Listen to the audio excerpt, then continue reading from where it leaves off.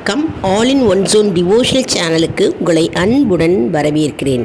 இன்றைக்கி நம்மளுடைய சேனலில் வரலட்சுமி பூஜை பற்றி பார்க்க போகிறோம். அதனுடைய சிறப்பு மற்றும் விரதம் மற்றும் எப்படி பூஜை செய்வது மற்றும் எந்த நேரத்தில் நாம் அந்த பூஜையை அனுஷ்டிப்பது என்பதை முழு விபரமாக பார்க்கலாம். வருகின்ற ஆகஸ்ட் 16ஆம் தேதி வெள்ளிக்கிழமை அன்று வரலட்சுமி நோன்பு வருகிறது. அதன் சிறப்பு பகுதியாக நம்ம இன்றைக்கி பார்க்கலாம் வாங்க. அதற்கு முன்னால் நம்மளுடைய சேனலை தான் ஃபர்ஸ்ட் டைம் பார்க்குறவங்களா இருந்தாலும் சரி, சப்ஸ்கிரைப் பண்ணாமல் பார்க்குறவங்களா இருந்தாலும் சரி, நம்ம சேனலை சப்ஸ்கிரைப் பண்ணிக்கோங்க. கூடவே அந்த பெல் பட்டனை ப்ரெஸ் பண்ணிக்கோங்க. ஆல் என்கின்ற ஆப்ஷனையும் ப்ரெஸ் பண்ணிக்கோங்க. அப்போ தான் நான் போடுற வீடியோஸ் எல்லாம் உங்களுக்கு உடனுக்குடன் நோட்டிஃபிகேஷனில் மிஸ் பண்ணாமல் தெரிய வரும். இது அஷ்டலக்ஷ்மிகளின் அருளை அள்ளி கொடுக்கும் மகாலட்சுமி ஆகும். செல்வத்துக்கே அதிபதியான இந்த மகாலட்சுமியை நாம் வருகின்ற 16ஆம் தேதி ஆகஸ்ட் வெள்ளிக்கிழமை அன்று வரலட்சுமி பூஜையாக அனுஷ்டிக்கப்படுகிறது. அந்த வரலட்சுமி பூஜையை கன்னி பெண்கள் மற்றும் சுமங்கலி பெண்கள் விரதமிருந்து பூஜையை அனுஷ்டித்தால் கண்டிப்பாக வீட்டில் செல்வ செழிப்பு மற்றும் குடும்ப வளர்ச்சி ஏற்படும் என்பது ஐதீகம். பூமி, கல்வி, அன்பு, புகழ், சாந்தி, மகிழ்ச்சி, பலம் ஆகிய 8 செல்வங்களையும் அள்ளித்தரும் இந்த வரலட்சுமி அம்மனை நாம் வழிபட்டால் நம் வாழ்வு சிறப்பு வாய்ந்தவையாக மாறும் என்பது ஐதீகம்.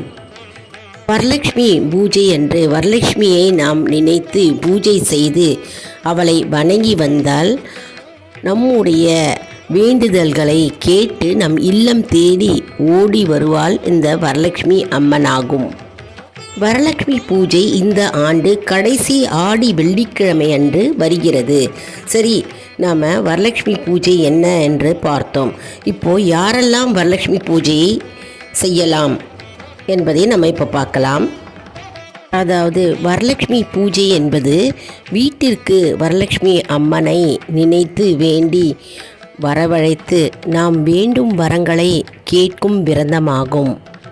வரலட்சுமி விரதத்தை 2 முறையாக கடைப்பிடிக்கலாம். ஒன்று, படத்தை வைத்து நாம் வழிபடலாம். மற்றொன்று, கலசம் வைத்து வழிபடலாம். அதாவது தாய் வீட்டிலும் அல்லது கணவர் வீட்டிலும் கலசம் வைக்கும் பழக்கம் இருந்தால் அந்த கலசத்தை வைத்து முதல் நாளே, அதாவது வியாழக்கிழமை அன்றே அந்த கலசத்தை அலங்கரித்து அந்த கலசத்திற்குள் அரிசி, பச்சரிசியை நிரப்பி அதில் மஞ்சள் கிழங்கு, காதோர கருகமணி, வெள்ளிக்காசு, தங்கக்காசு, கஜுர்காய் என்றால் காய்ந்த பேரிச்சம்பழம் அதை அதில் போடணும்.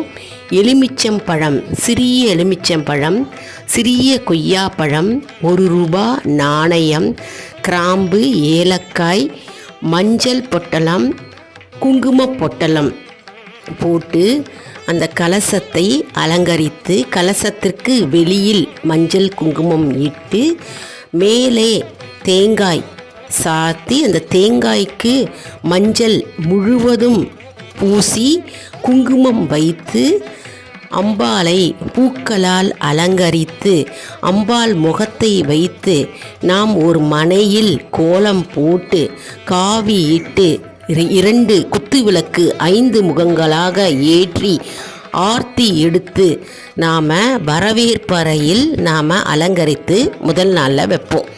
வியாழக்கிழமை அன்று வைத்து அம்மனுக்கு நாம் கற்பூரம் காமித்து ஒரு பால் பழம் வைத்து ஏதாவது ஒரு பாடலை பாடி அம்பாளை நாம் அலங்கரித்து வைப்போம். மறுநாள் காலையில், வெள்ளிக்கிழமை காலையில் அம்பாளை நாம் வீட்டிற்கு அழைப்போம். இது எப்படி அழைப்பது என்றால், நாம் அலங்கரித்து வைத்திருக்கோம் இல்லையா, அதாவது வரவேற்பறையில் அந்த அம்பாளுக்கு நாம் பால் பழம் காண்பித்து தூப தீபம் காண்பித்து 2 பேர்களும் நம்ம ஒரு பக்கம் ஒருத்தர் இன்னொரு சைடு இன்னொருத்தர் இருந்து அந்த மனையை தூக்கிட்டு வந்து நம்ம பூஜை அறையில் அம்மனை மண்டபத்திற்குள் அமர செய்வோம்.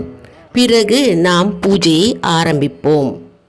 பின்னர் நாம் மஞ்சப்பிள்ளையாரை பிடித்து வைத்து விநாயகருக்குரிய ஸ்லோகங்களையும் பாடல்களையும் பாடி விநாயகருக்கு அட்சதையும் பூக்களால் நாம் அர்ச்சனை செய்துவிட்டு பின்னர் வரலட்சுமி பூஜையை ஆரம்பிப்போம். அதாவது வரலட்சுமி 108 போற்றிகளை நாம் சொல்லி அம்பாளுக்கு அர்ச்சனையாக செய்து பாடல்களை பாடி தூப தீபம் காண்பித்து பாயசம், சர்க்கரை பொங்கல், எலுமிச்சை பழம் சாதம், தேங்காய் சாதம், தயிர் சாதம் போன்ற பலவிதமான சாதங்களையும் மற்றும் இனிப்பு பொருட்களையும் நாம் பிரசாதமாக படைத்து நாம் அன்றைய தினத்தில் நாம் சுமங்கலி பெண்கள் அம்பாளுக்கு வைத்திருந்த மஞ்சள் சிரடு, அந்த சரடை எடுத்து நாம் அம்பாளுக்கு சார்த்தி வைத்து பின்னர் அந்த சரடை எடுத்து நாம் கழுத்தில் கட்டிப்போம். இப்படி செய்யலாம்.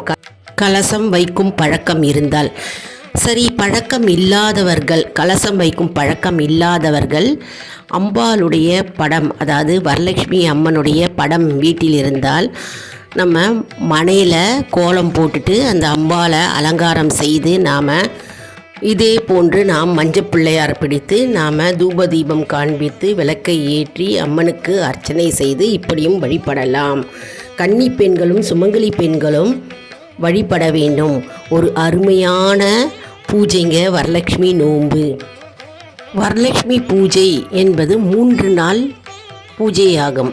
வியாழக்கிழமை, வெள்ளிக்கிழமை பூஜை மற்றும் சனிக்கிழமை அன்று புனர் பூஜை ஆகும். சனிக்கிழமை அன்று காலையில் அம்மனுக்கு, அதாவது கலசத்திற்கு தீபதூபம் காண்பித்து ஏதாவது ஒரு பிரசாதம், பழம் அல்லது பால் வைத்து நெய்வேத்தியம் செய்து கற்பூரத்தை காண்பித்து நாம் அந்த கலசத்தை நாம் அரிசி டின்னில் கொண்டு போய் வைப்போம்.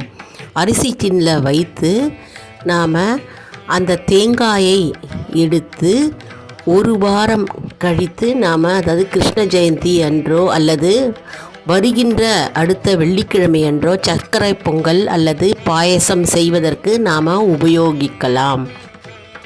சிலர் வெள்ளிக்கிழமை காலையில் அம்மனை அழைத்து ஞாயிற்றுக்கிழமை புனர் பூஜை செய்வதும் வழக்கமாக இருக்கிறது. படம் மட்டும் வைத்திருப்பவர்கள் அன்றைய தினம், அதாவது வெள்ளிக்கிழமை அன்று மட்டும் பூஜை செய்து வழிபடலாம். சரி, இப்போது வரலட்சுமி நோன்பு கடைப்பிடிப்பதால் நமக்கு என்ன பலன்கள் கிடைக்கும் என்பதை நம்ம இப்போ பார்க்கலாம். அதாவது குடும்பம் வாழையடி வாழையாக தழைத்தோங்கும் மற்றும் கன்னி பெண்களுக்கு தகுந்த வரன் கிடைக்கும். மேலும் சிறப்பான வாழ்க்கை அமையும். சுமங்கலி பெண்களுக்கு மாங்கல்ய பலம் நிலைத்து நிற்கும் மற்றும் குழந்தை இல்லாதவர்களுக்கு குழந்தை பாக்கியம் கிட்டும். மகாலட்சுமியின் அருள் கடாட்சம் என்றும் வீட்டில் நிறைந்திருக்கும். வரலட்சுமி பூஜையை அனுஷ்டிக்கும் வீட்டில் மற்றும் வரலட்சுமி படம் இருக்கும் வீட்டில் என்றும் செல்வ செழிப்பு நிலைத்திருக்கும். அதாவது இந்த வருடம் ஆகஸ்ட் 16ஆம் தேதி கடைசி ஆடி வெள்ளிக்கிழமை அன்று வரலட்சுமி நோன்பு வருகிறது மற்றும் ஏகாதசி, துவாதசி நாளும் அன்றைய தினத்தில் வருகிறது. திருமாலுக்குரிய நாளாகவும் மற்றும் சரஸ்வதி தேவியும் மற்றும் ஆஞ்சநேயரும் மூல நட்சத்திரத்தில் அவதரித்த நாளாகவும் பூராட நட்சத்திரமும், அதாவது பிரகஸ்பதிக்கும் ஈஸ்வரனுக்கும் உரிய நட்சத்திரமும் மூல நட்சத்திரமும் பூராட நட்சத்திரமும் இணைந்து வருகிறது. அனைத்து தெய்வங்களின் அருளும் நமக்கு சேர்ந்து அன்றைய தினத்தில் கிடைக்கும். அதனால் இந்த வருடம் வரலட்சுமி நோன்பு மிகவும் சிறப்பு வாய்ந்த நாளாக கருதப்படுகிறது. இந்த வருடம் ஆகஸ்ட் 16ஆம் தேதி வரலட்சுமி நோன்பு வருகிறது. அதனால் இந்த நோன்பை நாம் அனைவரும் எடுத்துக்கொண்டு அம்மனை நம் வீட்டிற்கு அழைத்து அம்பாளை நாம் வணங்கி அவளுடைய ஆசீர்வாதத்தையும் அருளையும் முழுமையாக பெறுவோம். மாலையில் அருகே உள்ள கோயிலுக்கு சென்று அம்மனை வழிபட்டு நம் விரதத்தை முடித்து கொள்ளலாம். என்ன அன்பர்களே, இந்த வீடியோ உங்களுக்கு மிகவும் பயனுள்ளதாக இருக்கும் என்று நான் நம்புகிறேன். இந்த வீடியோவில் நாம் வரலட்சுமி பூஜை எப்படி செய்வது, எந்த நேரத்தில் செய்வது, எப்படி விரதம் இருப்பது மற்றும் பலன்கள் என்ன என்பதை முழு விவரமாக பார்த்தோம். இந்த வீடியோவுக்கு ஒரு லைக் கொடுங்க. இதை மற்றவர்களுக்கும் ஷேர் செய்யுங்கள், அவர்களும் பயனடையட்டும். நம்ம வீடியோவை மறக்காமல் சப்ஸ்கிரைப் செய்யுங்கள். அடுத்த வீடியோவில் வேறொரு பயனுள்ள பதிவுடன் உங்களை வந்து சந்திக்கிறேன். நன்றி, வணக்கம்.